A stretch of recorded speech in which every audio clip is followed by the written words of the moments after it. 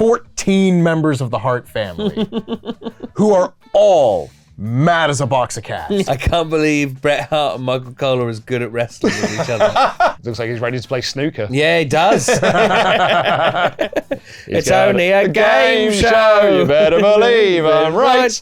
He's gonna be snookering you tonight. My name is Luke Owen, and I love bad wrestling. Join me on my journey through a cavalcade of crapness, watching what many believe to be the worst wrestling matches of all time, to make my friends and you fall in love with bad wrestling too. This is my quest to find the worst match ever. Ali ordered the code red, didn't he? Because that's what you told him to do. And then you cut these guys loose. Your Honor. You had Laurie sign a phony transfer order. Judge. You doctored the logbooks. Damn it, Sullivan! Has anyone got a vape? I'm really stressed. Dom, we're in the middle of a court-martial here. I'll ask for a fourth time. Did you order... You want answers? I think I'm entitled to them. Like I'm entitled to a vape. I want the truth. You can't handle the truth. Son, we live in a world with walls. And those walls have to be guarded by men with guns and ideally vapes. Who's gonna do it? You? You, Lieutenant Weinberg? I have a greater responsibility than you can possibly fathom. You weep for Luke and curse the Marines. You have that luxury. You have the luxury of not knowing what I know. That Luke's death, while tragic, probably saved lives. And my existence, while grotesque and incomprehensible to you, saves lives. You don't want the truth.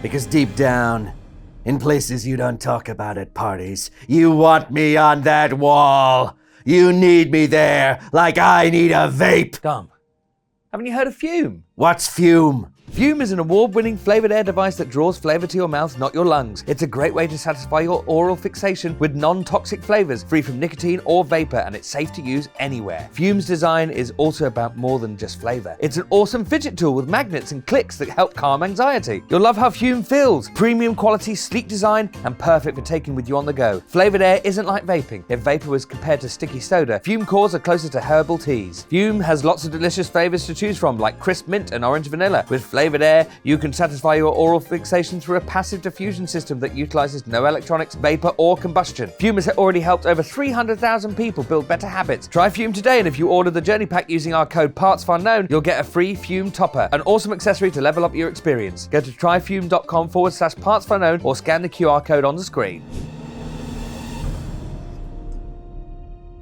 Oh my God, it's delicious. Please continue with your dramatic questioning. Did you order the code red? I did the job you sent me to do. Did you order the code red? You're goddamn right I did. Raspberry lemon flavor.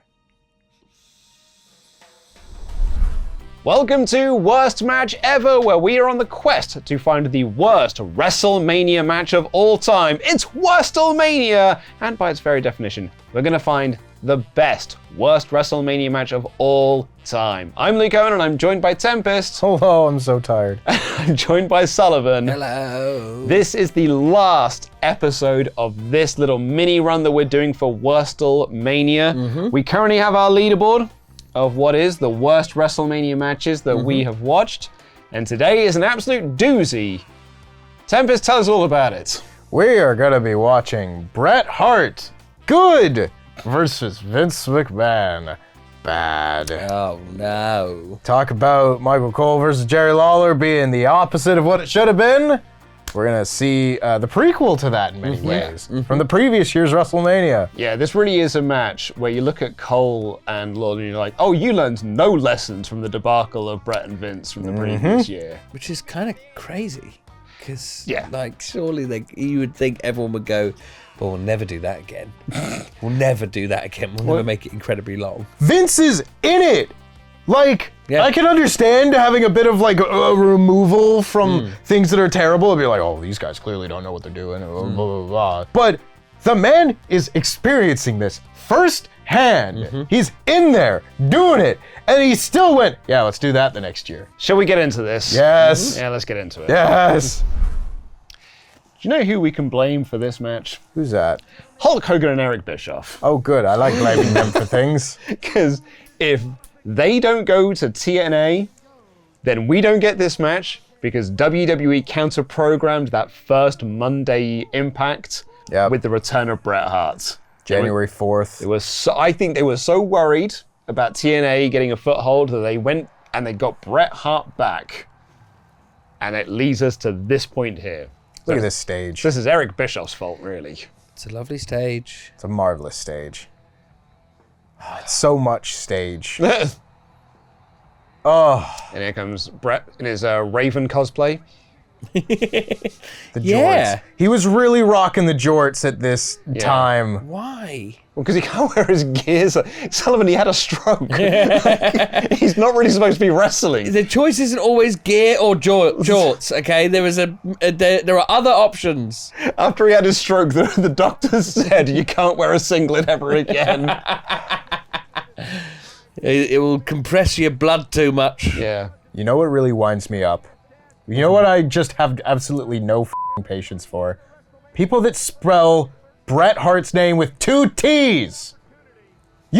It's not like they never put his name on things. It's not like WWE sometimes would accidentally put Bret with 2 T's on any of his merch or any of his graphics. You know how to spell this. It'd be like if people spelled Daniel Bryan with an I for his entire career. That's a good point, actually. And I always see it with Bret. Do you know who I also see it with? Who's that? Ollie Davis. Yeah, two L's and an 2L and IE. Oh, that's nice fireworks. Yeah, it's cool. It evokes memories of like the mid-90s, the early WrestleMania sparkle pyro. So, right, this is going to be a simple match, yeah? Like, because do you know who can't take bumps? Well, Vince. But do you know who also can't take bumps? Bret Hart. So here's what we do. We just have Vince go in the ring. It's no holds barred. Kick him in the dick. Lock in the sharpshooter. Bada bing, bada boom. Nice and easy. Back to catering. Yep. Now some poutine. Bret doesn't look well. He doesn't look well in this. I think you made this point with Cole and Lawler, right? He's a smart guy. Yeah. He knows what's about to happen. Yeah. So he's probably thinking, this is not what I wanted. Yeah. Yeah. Oh, it's rubbish, isn't it? Yeah. Yeah, he knows this isn't going to work. Oh, yeah. He knows. For sure, he knows this is not going to be a good match. But it's like, what was the conversation like before this? Vince saying, we're doing it my way, pal. I guess that is it. I remember, oh my God, his muscles are massive, completely naturally, of course. This mid-60s man. I don't know what happens, but at some point in the next 5 years from here, Vince ages like 20 years. Yeah. I don't know what's going on, but he's in his early 60s here, and by the time he starts doing the deal with Roman Reigns and he takes that mug shot, the like famous Vince McMahon, it looks like he's ancient mug shot, he is aged 20 years and I can't explain it. Yeah. Oh my goodness. So he's going to do a WrestleMania screw job. No, thank you. You could just go and take your beating and let us all be on our way. Oh, man. Jesus, we didn't need chatting at the top of this. This really is the same match as Cole and Lawler. Yeah. Oh, we didn't do the so when was the last time you saw this? I think since it happened. I've not watched this show in full since it aired. So, I don't know, 15 years? Sullivan? I watched this the other day. Oh, really? Yeah, I watched this the other day no. because for TLC we were talking about worst Mania matches, and I watched this the other day. Sullivan. What about you? I watched this during the pandemic because we did Mania 26 as a WrestleTalk Extra episode. So that would have been the last time I saw this. This And really... it was like early doors pandemic as well. It kicks off a whole deal because it started your tirade against the show of WrestleMania 26. Oh, I don't like this show at all. Yeah. I do not like this WrestleMania at all. I don't think is good.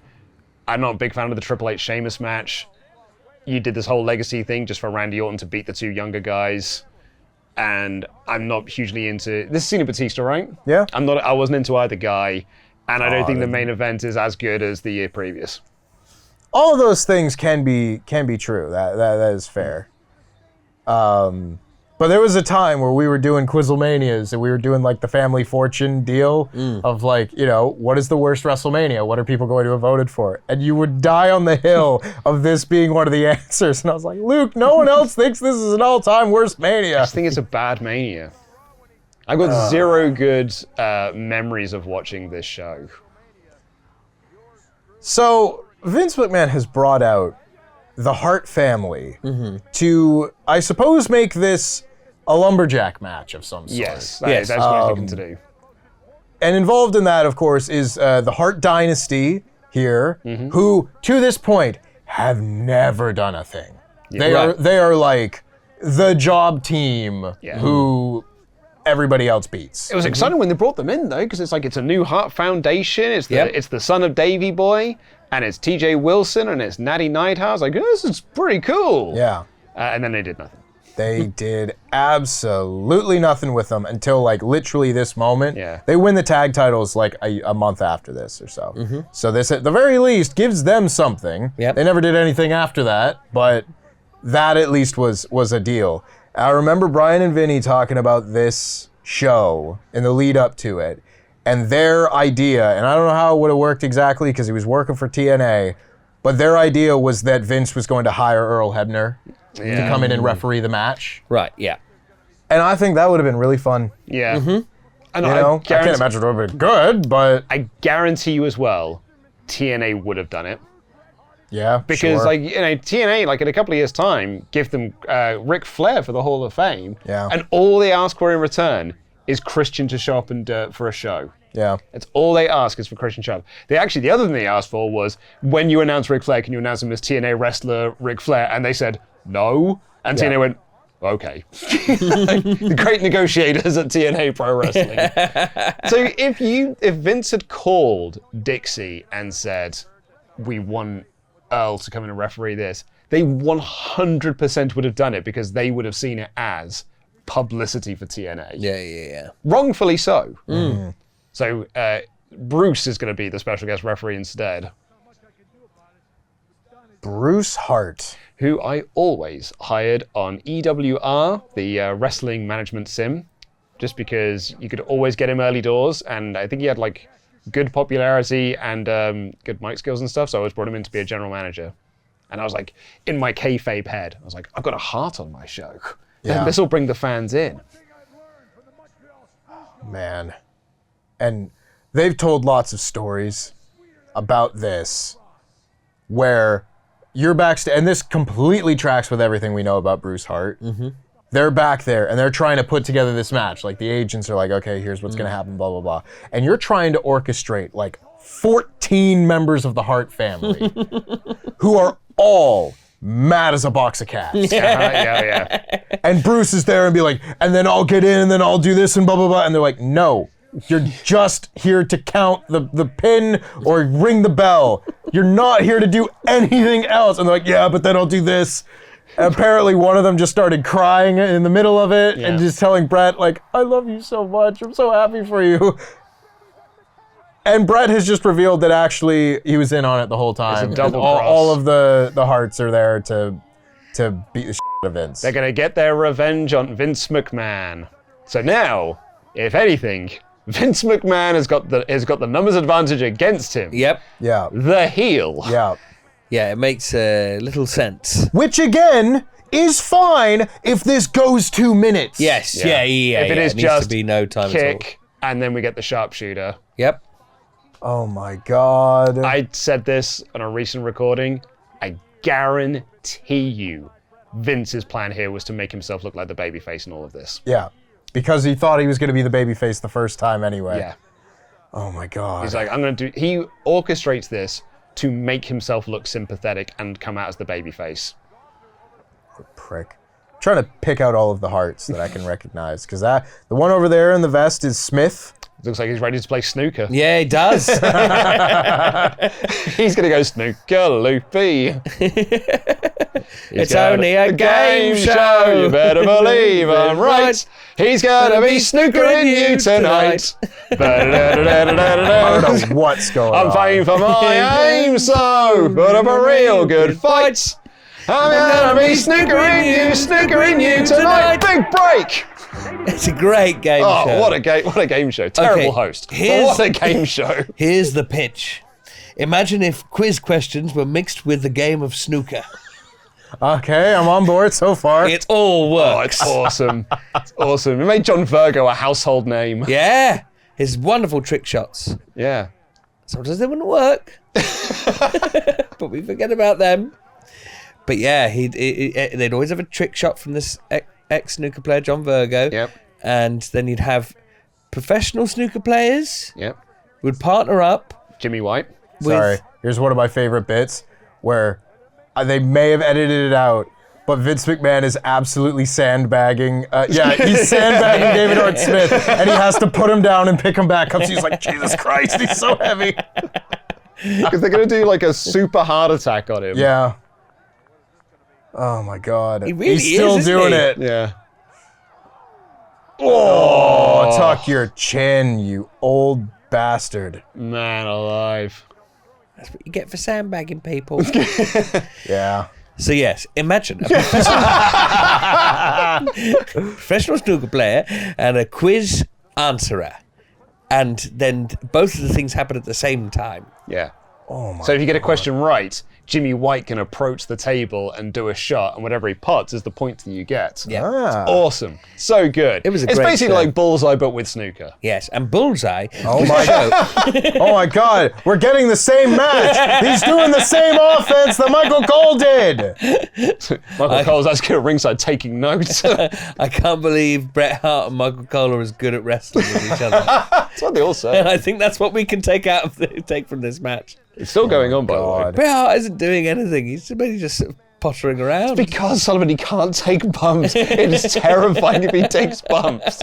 Well, you say that. I was just about to bring up. Are you aware that Hush Hush, Bret Hart did wrestle house show matches during this period of time where there were no cameras, and he just wrestled? What? And he like comes off the top rope with elbow drops and like wrestles, and it's like, I beg your fucking pardon, because I've watched this match and the SummerSlam match and the Miz beatdown stuff, and it looks like Bret Hart has completely forgotten any physical capabilities that he ever had in wrestling, which I totally understand, went through a lot. But then I saw that clip and I was like, it took a second for my eyes to adjust, because it looked like prime Bret Hart had just gotten older. Yeah, that's crazy. So it makes this even more baffling. Vince got a crowbar to fight off the Hart family and then failed in using it against Bret. Mm-hmm. So now we get more of Bret Hart working over Vince. Mm-hmm. I don't know what would have been better here, because we say in the last one that was a match that really didn't need a heat segment. Yeah. And this doesn't either. But instead what we got is just like 15 straight minutes of beating the shit out of Vince McMahon. Of an old man. Yeah. It is just a group of Canadians beating up an old man. Evil I Canadians. could really go for that right now. Oh my goodness. Yeah, I'm still heart spotting. Of course, they've all now migrated to the opposite of the hard cam. Yeah. So like you can't see half them. All the girls, there's Diana, there's Ellie, there's I think what's her name? Georgina maybe. Oh yeah. And I think Allison is also there. And there's Wayne Hart. So many Harts. Ross Hart is over there. There's a lot of them. Good Canadian names, Wayne and Bruce. Yeah. Were any of them ever as good as Bret and Owen? No. No, they were just Well, like a whole different- Bruce might disagree. Bruce might have something to say about that. No. They were just never on that level. No. This is still going on, everyone, by the way. Many people say, like X-Pac for one, I always remember specifically going, Owen Hart was the better wrestler of the two of them, but he just didn't take it as seriously. That's crazy. You know? This is what boggles my mind. Like, this match has been getting no reaction. Yep. The second he lifts up the legs to do the sharpshooter, the crowd erupts. It's like, yeah, because that is all they want to see. And then he just... then he drops it down to do more with the f***ing crowbar. It is so stupid. Like, can't you just f***ing call an audible and just say, maybe we just end it here, Vince? Yeah. Yeah. Maybe here's the time for the sharpshooter and we end the match. Because nothing else is going to happen. Not even to do anything like new No. or different. No. To just go back and do more of what we were doing. It's not like he unfolded the legs and went, no, he's not had enough. Kick him in the balls or Yeah. kick him in the gut or whatever. You know? Oh, yeah, but pick the crowd back up again. And now he's doing that. Yep. Oh, just like end already. Oh my God. Just holding Vince's feet for ages, really, is all he's doing. Like, it just feels it's bullying at this point. Yeah. Yep. And I'm so sure that it's by design by Vince to make Bret look like an asshole. Yeah. This is giving very much the same energy as John Cena versus John Laurinaitis. Yeah. Yeah. Yeah. Where it's just like, okay, you've beaten him. Yeah. You've beaten him 10 minutes ago. Yeah.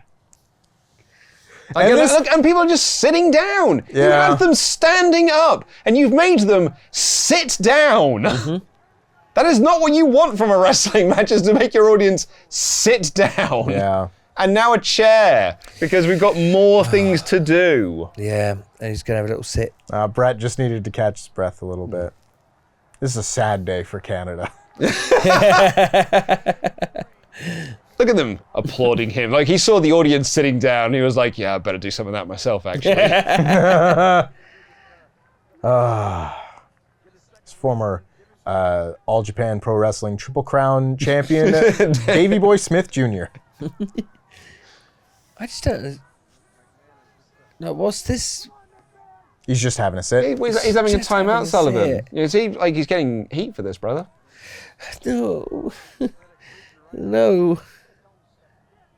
And the other thing as well is, like, we can't really hear the commentary on this, but the one thing I do remember is the commentary struggle in this match, because there's nothing to commentate on. Yeah. So they just go, like, quiet. Oh, crikey. They just go quiet for periods of time, or just feel like they're just muttering to each other. Yeah. Well, it's Matt Stryker. What would you say? Yeah.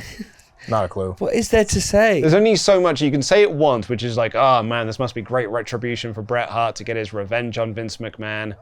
But then the match goes on for another 15 minutes. Yeah. So what else are you supposed to say?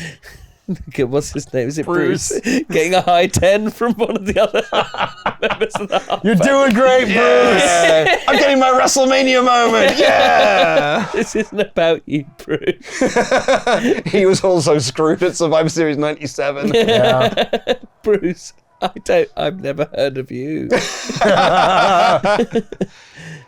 I think Lawler at one point tries to justify this many chair shots, and he's like, it's one chair shot for every year since the screw job. And I'm like, I don't think that's what it is, Jerry. I appreciate the attempt at justification. Yeah. Bruce has his own bones to pick with Vince and everything. If I have the story correctly, Bruce was doing such a shit job of booking Stampede Wrestling that Stu Hart sold the company to Vince McMahon, like, in the middle of Bruce's run. And it went horribly. Like, the sale of Stampede Wrestling is not looked back favorably because Vince reneges on a lot of the terms and everything, and doesn't pay Stu the full amount. So they're like, well, you can start running shows again. But he's taken all of his top stars. Like, he took Bret, I think he took Neidhart, Davey Boy, and Dynamite Kid were the ones that he really took, you know. But it was just like, you know, classic pro wrestling carny business doing. But it was just like, Bret's entire book is just like, yeah, Bruce had no good ideas. He was the type of guy who was booking characters on Stampede Wrestling named, like, Phil McCracken. Oh, God.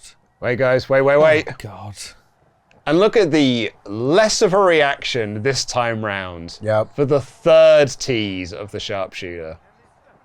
Oh, I'm so old. And there's leg through.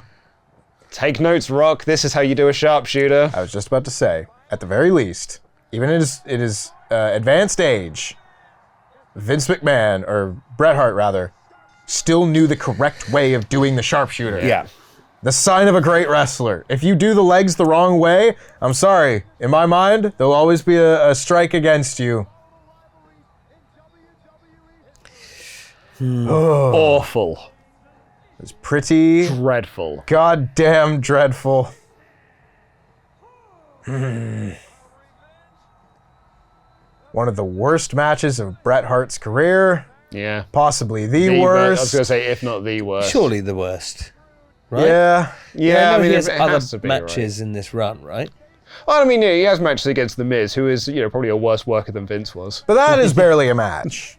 That is properly like the Hart Dynasty just hit him with their finished. Yeah. And Bret puts him in the sharpshooter and taps out. Right. That is what that should have been. Yeah, that's what this match should have been.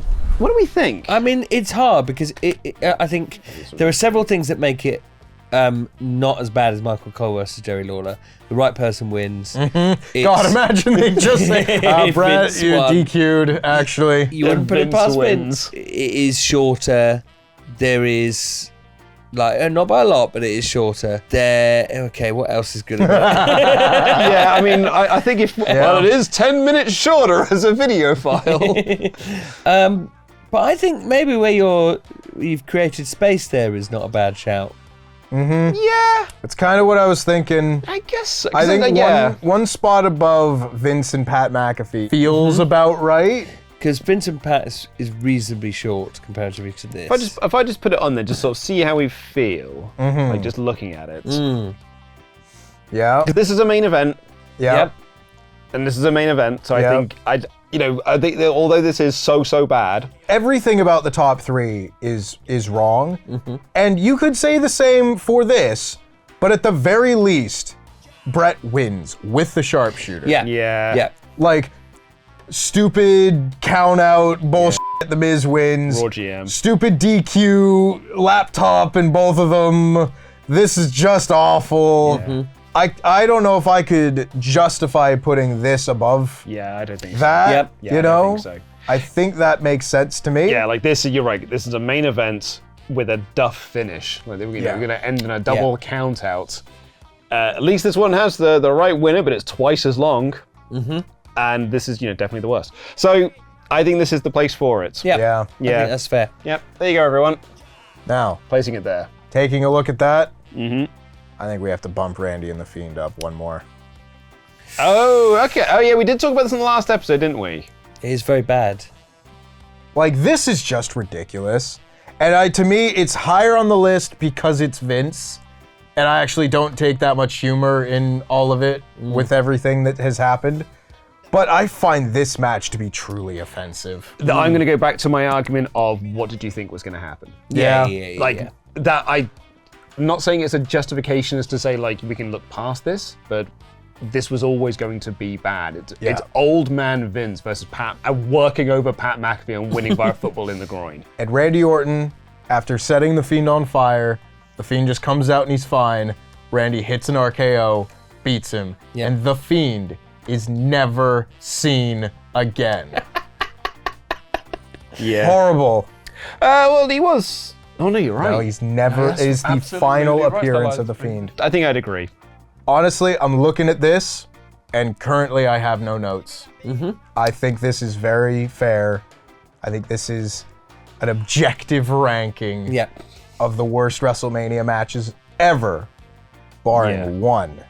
Which means That's right. that if you want to see the full, complete run of worst WrestleMania match ever, you have to go to our Patreon at patreon.com/WrestleTalk and see the final episode of this series where we're watching Brock Lesnar versus Roman Reigns from WrestleMania 34. It's Beach Ball Mania! Yeah. And it's the worst match those two have together. Head on over to patreon.com/WrestleTalk to find out where that falls in the rankings. Thank you so much for checking out this series of WrestleMania. Leave your comment down below. What did you think was the worst match of the run that we did? What is your personal worst WrestleMania match of all time? Don't be bringing me no Undertaker versus Giant Gonzalez. justice for Gonzalez. I'm not watching it. We're not doing it on this video. It's like, this is a really weird hill to die on. And if it just means we don't have to watch it, I'm like, no, he's right. Yeah. I vetoed it because I don't want to watch it. It is really bad, though. Thank you so much, everyone. I've been Luke Owen. This has been Tempest. Hello. And that has been Sullivan. Hello. Jam that jam. Jam. Thank you so much for watching this episode of Worst Match Ever. You can watch the unblurred version of this video, the full watch-along version, over at patreon.com/WrestleTalk, and that exclusive episode where we watch Jimmy Uso versus Jey Uso from WrestleMania 40, patreon.com/WrestleTalk. It's just like, it was like, why did it say dude? Dude wipes!